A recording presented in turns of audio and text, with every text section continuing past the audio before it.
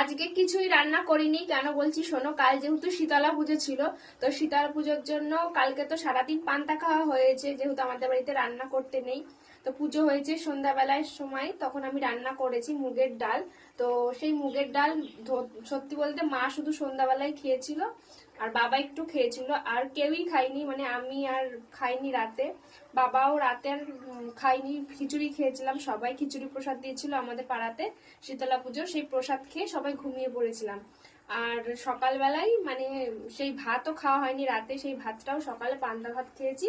আর সব তরকারি ধরা ছিল, তো আজকে সেই তরকারিগুলো গরম করে এখন আমরা খাবো দুপুরবেলায়। তার জন্য আজকে কিছু রান্না বান্না করিনি, কেননা যদি না খেতাম এগুলো সব আমাদের নষ্ট হতো, ফেলানি যেত।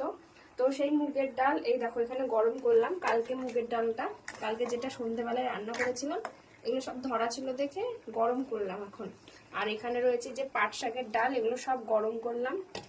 আর এখানে এই যে মাছের তরকারি, এই যে বাটা মাছের তরকারি পরশু দিনকার ছিল, কেননা আমাদের শীতলা পুজোর আগের দিন বাড়িতে নিরামিষ খেয়েছিল মা, আর আমরা আমিষ খেয়েছিলাম।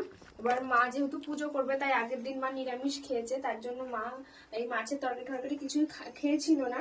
তো সেগুলো সবই ছিল। আর পরের দিন যেহেতু পুজো ছিল, তাই এগুলো আমাদের কিছু খাওয়াও হয়নি।